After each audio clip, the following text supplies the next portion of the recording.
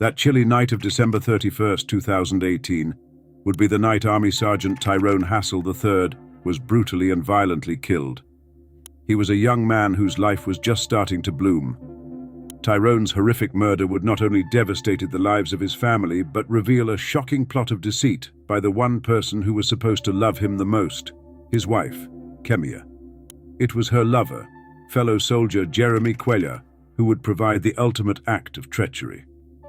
Tyrone Hassel III started out in Benton Harbor, Michigan, in a poor neighborhood that was full of crime. Despite this, Tyrone worked through it and improved his life. He worked hard and did well in school and sports. He was a top student and athlete, competing in both track and baseball and focusing strongly on his studies. Tyrone's talent was observed.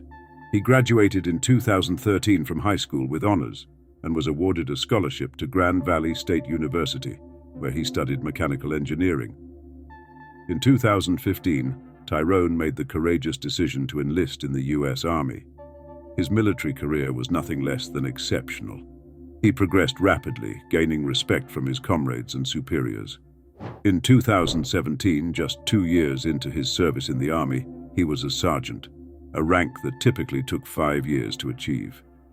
He had received numerous awards, including the Army Achievement Medal and the German Army Proficiency Badge. All agreed that Tyrone had a promising future ahead of him. While in the Army, Tyrone met Kemia Martin, another soldier at Fort Stewart in Georgia. They were friends, and their friendship grew into love. They married in 2017 and had a son, Tyrone IV, in 2018. Tyrone's family described him as a doting husband and dedicated father. He had everything going for him, a good job, a good family, and the respect of everyone around him. Yet the people that were supposed to help him, his wife and her boyfriend, were the ones who would ruin everything for him. Tyrone returned home to Benton Harbor in December 2018 to see his parents for the holidays. It was meant to be a positive experience, allowing Tyrone to spend some time with his family. He went to see his father, Tyrone Hassel Jr., and talked about his life, job, and future. He was happy, satisfied with the course his life was taking. At this time, though, Tyrone had no way of knowing that a poorly planned scheme was being developed behind his back.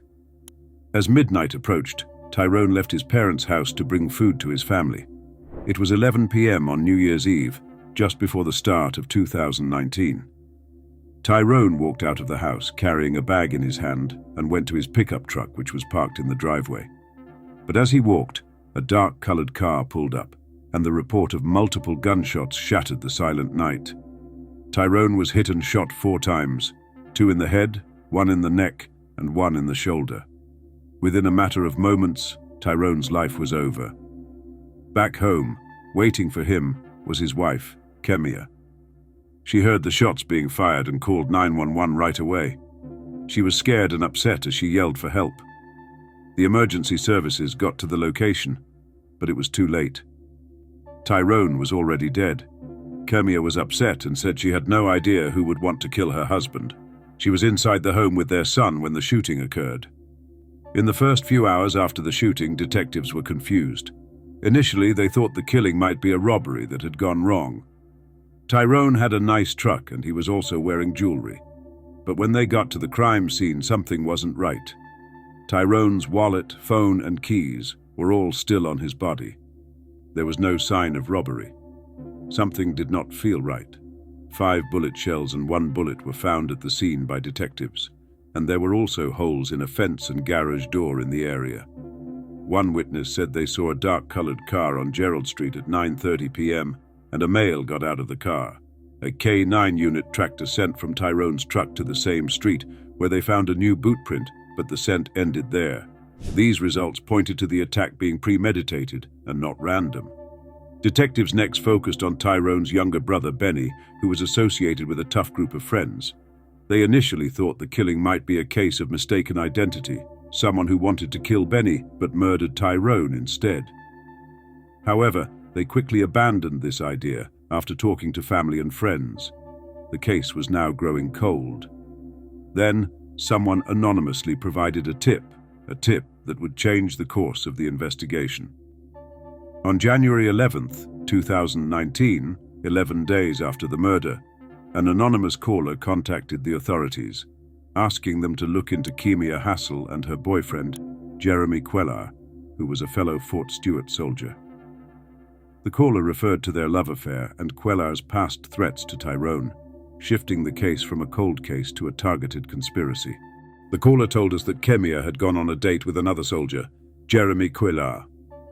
According to the informant, Quellar had threatened Tyrone before. This piece of information directed investigators' interest towards Quellar, who was serving with Kemia and Tyrone at Fort Stewart in Georgia. As police investigated further, they discovered an elaborate web of lies. They found that Kemia and Quellar began their relationship when both were in South Korea. Kemia and Quellar started a secret relationship while deployed in South Korea for 9 months from February to October 2018. They were both assigned to Tyrone at Fort Stewart. This affair took place in the close confines of military life and led to their murderous conspiracy. The affair had gone so far that they planned to murder Tyrone.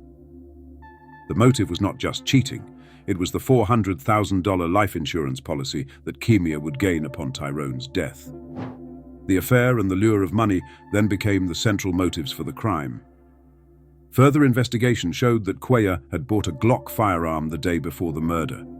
A friend of Tyrone's informed investigators afterward that Quellar had threatened to kill Tyrone in the weeks before the shooting. However, it was not only Quellar's actions that made it clear he was guilty. Kemia's involvement in the plot was just as strong. The authorities revealed that Kemia was in constant communication with Quellar in the days preceding the murder. Phone records showed that the two had constantly communicated, planned, and coordinated. Kemia had also bought ammunition for the Glock pistol that Quellar used in the shooting. Quellar was arrested on January 11, 2019 in Georgia. On January 14, 2019, the police searched Quellar's car and found bullets and a magazine. A day later, they searched his home in Hinesville, Georgia, and found a Glock 23 Gen 4.40 caliber pistol, which is thought to be the gun used in the homicide, and confirmed that he was the shooter. Kemia was also questioned in Michigan. She again claimed not to have been involved, but the proof was quite strong. The police laid out the phone records, the purchase of ammunition, and details about her relationship with Quellar. Kemia started to break down. Kemia took a lie detector test on January 11, 2019, and it revealed that she was telling lies. When presented with phone records, the gun she had purchased, and details of her affair, she admitted that she and Quellar had been plotting the murder of Tyrone for months. They wanted to get a $400,000 life insurance payout and proceed with their affair. Kemia would stage the murder to look like a random act by staying inside and dialing 911. Facing reality, she confessed that she and Quellar had been planning to kill Tyrone for months. The plan was carefully designed to make Tyrone's murder look like a senseless, random act of violence. Kemia was a part of the scheme. She remained indoors at the time of the shooting, providing her with an excellent alibi. When Tyrone was murdered, she made the 911 call, acting sad and surprised. But secretly, she knew what had occurred. Quellar was arrested soon after Kemia had confessed. Kemia was arrested on January 12, 2019, the day of Tyrone's funeral, adding a layer of betrayal as she had been helping plan the service while concealing her role in his death. The timing left Tyrone's family already grieving in profound shock. He was taken into custody and, like Kemia, denied involvement at first. It did not take long, however, for him to admit to the murder.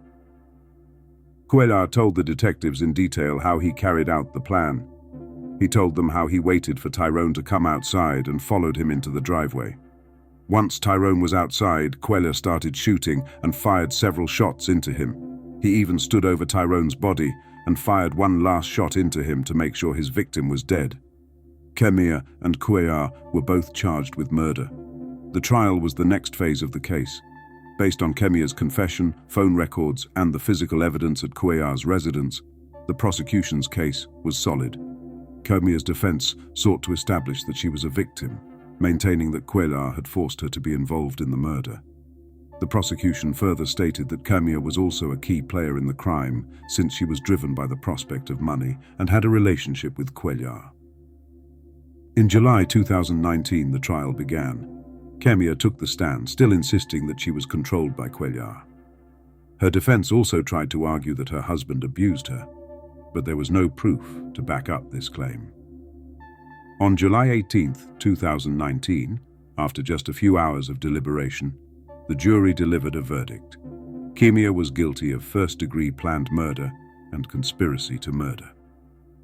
Her sentencing was on August 29, 2019. In 2022, Kemia requested to appeal her conviction. She claimed her attorneys did a poor job since they failed to present a battered partner syndrome defense or... On November 2, 2022, the Michigan Court of Appeals denied her appeal and upheld her life sentence without the possibility of parole. The courtroom was filled with emotion as Tyrone's family struggled to process the betrayal they had just uncovered. His father, Tyrone Hassel Jr., sat in shock, unable to believe that the woman he had invited into his family was the one who took the life of his son. Cuellar accepted the plea agreement. As of 2025, Kemia is serving life imprisonment at the Women's Huron Valley Correctional Facility in Pittsfield Charter Township, Michigan. Cuellar is serving 65 to 90 years at Richard A. Handlon Correctional Facility in Michigan. Tyrone's young son, Tyrone Hassel IV, is now being raised by Kemia's mother, and the Hassel family is staying connected through FaceTime calls. Kemia's betrayal deepens the family's grief, as she was once a trusted daughter-in-law welcomed into their home. This case shows how low people will go for money, revenge, and personal gain. Tyrone Hassel III devoted his life to his country and his family, but he was betrayed by the same people he was supposed to trust. His legacy, however, continues to live through his son, who will one day learn the sad truth about his father and the woman who took him from the world. The Tyrone Hassel III story is about betrayal, greed, and the cost of ambition. It affects us deeply and reminds us that sometimes the most dangerous threats come from individuals we know all too well. And that's it for today's story. What do you think about this shocking betrayal? Let us know in the comments below. If you'd like to hear more military true crime stories, be sure to subscribe and turn on notifications so you don't miss a new video. Thanks for watching.